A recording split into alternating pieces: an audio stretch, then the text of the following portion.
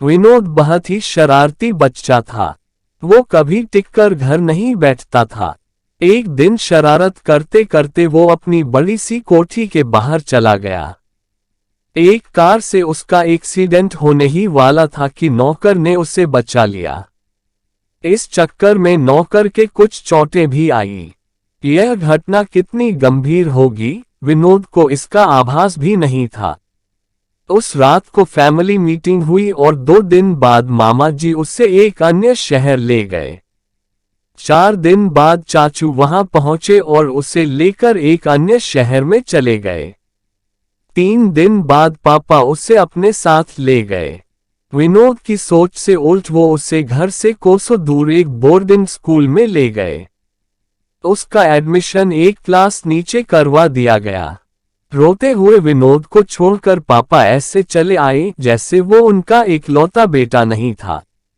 Boarding school जाकर विनोद का मस्तिष्क ही खराब हो गया।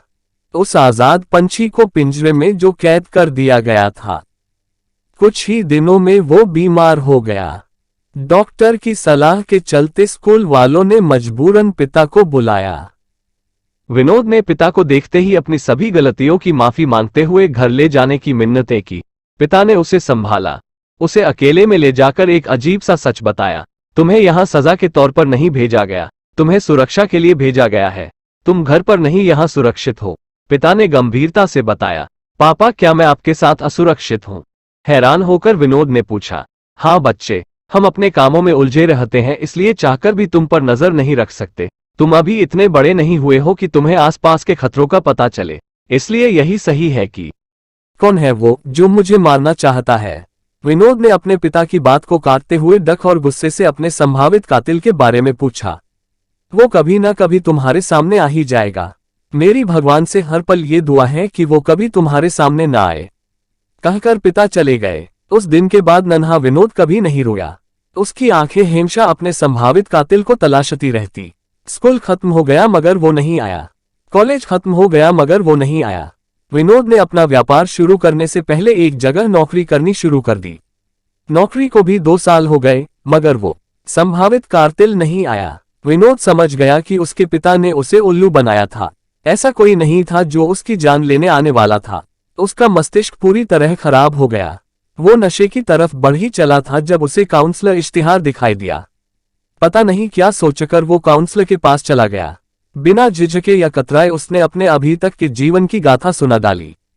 काउंसलर ने उसे एक उपाय बताया। उपाय को आजमाते हुए विनोद ने बंद कमरे में अपने कोसों दूर बैठे पिता को जोर जोर से गालियां देते हुए खूब कोसा। ऐसा करते ही उसने खुद को काफी हल्का महसूस किया, बहुत बहुत हल्का। उसके बाद वो बिना बोझ के अपनी जिंदगी जीने लगा। उसकी ब्लैक एंड व्हाइट जिंदगी अचानक रंगीन हो गई। उसने महसूस किया कि उसके आसपास खुशियां ही खुशियां थी। वो उनका मजा लेने का भरसक प्रयास करने लगा मगर पूरी तरह से कामयाब नहीं हो सका। काउंसलर ने उसे बताया कि जो कर रहे हो करते रहो, वक्त लगेगा मगर सब धीरे धीरे सब ठीक होता चला जाएगा। यह सुनकर उसे राहत मिली। काउंसलर ने उसे एक कविता भी दी। जिंदगी आ रहा हूं मैं, बुनियादी हक छीनकर आडंबर की बेदी पर झोंक दिया। प्राणवायु के स्वच्छंद प्रवाह को मान मर्यादा मर्दानगी ने रोक किया। ताबूत में रह जरा सा छेद गया। मामूली थी औकात फिर भी वो खुल जीवन का सच्चा सा भेद गया। खरबों आवेदन लंबी कतार है, कुछ लाख भर है मानव काया। अगला मौका बाद सदी हजार है, जीवन का दामन थाम कब्र से गा रहा हूं मैं, अब के जीने को मानव जन्म। जिंदगी आ रहा हूं मैं, क्यों किसके कैसे उसूल, हो मुझसे तो गुनाह खुद से हो तो भूल। क्यों जमाने की अंधी सोच को मर्यादा के मौन करूं कबूल। क्यों हर बार तुम ही बनो सरताज, मैं नीच रास्ते की रहूं धूल। क्या भगवान आल्हा गॉड वाहे गुरु है सिर्फ तुम्हारे, ना मेरा कोई नानक न कबीर नहीं रसूल।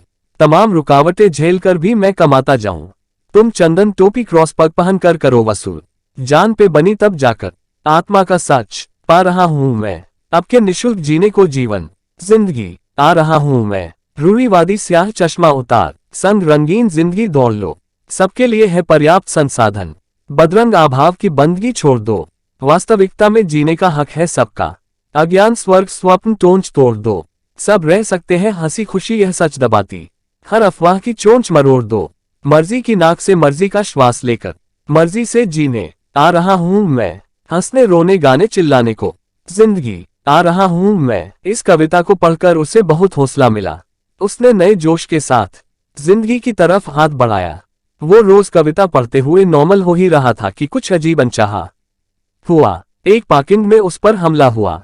विनोद खुद को इतने सालों से ऐसे हमले के लिए तैयार कर रहा था, लिहाजा वो तुरंत ही हमले से बच गया।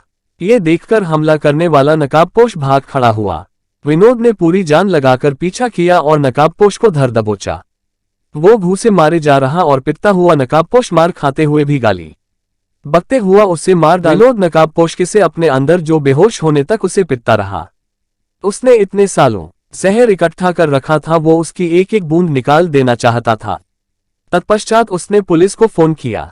पुलिस आकर जब नकाबपोश को ले जाने लगी तो उसका अपने हत्यारे को देखने का मन हुआ। नकाबपोश का नकाब उतरते ही उसके पैरों तले से जमीन खिसक गई। वो एक 14-15 साल का बच्चा था, जिसके डर ने मेरी जिंदगी के 15 साल छीन लिए। वो एक बच्चा है।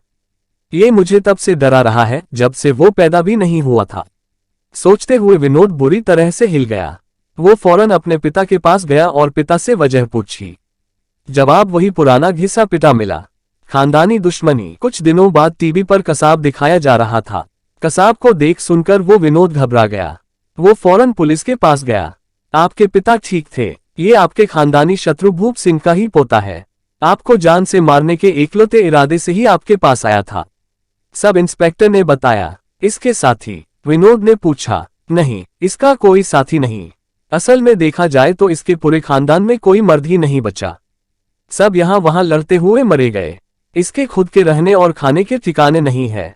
पता नहीं ये आप तक कैसे पहुंच गया। सब इंस्पेक्टर से बातचीत करके विनोद ने अपनी कंप्लेंट वापस ले ली। फिर वो उस मासूम बच्चे को जबरन अपने साथ एक पहाड़ी पर ले गया। तू मुझे क्यों मारना चाहता है? विनोद से गुस्से से पूछा। क्योंकि तेरे घरवालों से मेरे सब घरवालों को मार दिया। बच्चा तुरंत बोला। तो क्या मुझे मारने से तेरे घरवाले वापस आ जाएंगे? विनोद ने इस प्रकार के कई सवाल किए। मासूम बच्चे के पास किसी का भी जवाब नहीं था। मैं तेरी वजह से न तो अपना बचपन जी पाया और न ही अपनी जवानी। तुझे पीटकर जो मैंने अपराध किया उसकी आत्मग्लानि मुझे अलग से खाए जा रही है। इसलिए मैं इस पहाड़ से कूदकर जान दे दूंगा। तू मेरी मौत भी देख लेगा और अपराधी भी नहीं बनेगा। बस एक वादा कर, इस खानदानी दुश्मनी के चक्कर में अपना जीवन बर्बाद नहीं करेगा। कहकर विनोद ने वादे के लिए हाथ आगे किया। मासूम बच्चे को समझ नहीं आ रहा था कि वो क्या करे। उसके साथ ऐसी इंसानों वाली बातचीत कभी किसी ने नहीं की थी। असल में उससे बातचीत ही किसी ने नहीं की थी। खानदान की महिलाओं ने उसे बचपन से ही बदला लेने के लिए पाला पोसा था। बचपन से ही उसके अंदर गुस्सा और नफरत भरी गई थी। हाथ आगे आता न देखकर विनोद रुक गया। उसे इसी की उम्मीद थी। मुझे भूख लग रही है, क्या मैं खाना खाकर मर जाऊं? विनोद ने पूछा। तो बच्चे ने हाँ कह दिया। वो खाने बैठ गया। खाते हुए उसने बच्चे को खाने को पूछा। झिझकते हुए बच्चा भी खाने लगा। दोनों में बातचीत होने लगी और शाम तक होती चली गई। अंधेरा होता देखकर विनोद कूदने को तैयार हो गया। मरने की क्या जरूरत है? बच्चे ने झिझकते हुए उसे रोका। बच्चा उस लड़के से बातचीत करते रहना चाहता था। अरे यार, तू खानदानी दुश्मनी निकाल के रहेगा। अभी छोटा है इसलिए मार नहीं पाया, कल बड़ा होकर जरूर मार देगा। तब तक मेरे बाल बच्चे हो जाएंगे। उनके सिर से बाप का साया हटा तो वो तेरी तरह अपना बचपन नहीं जी पाएंगे। आने वाले मासूमों के साथ बुरा हो, इससे अच्छा है कि ये खानदानी दुश्मनी अभी खत्म कर दूं। कहकर विनोद भागने लगा। बच्चे ने पीछे से जाकर उसे पकड़ लिया। मासूम बच्चे ने विनोद को मरने नहीं दिया और विनोद ने उस मासूम की जिंदगी को बर्बाद नहीं होने दिया। दो दुश्मन अपने अपने परिवार से दूर भाइयों की तरह रहने लगे।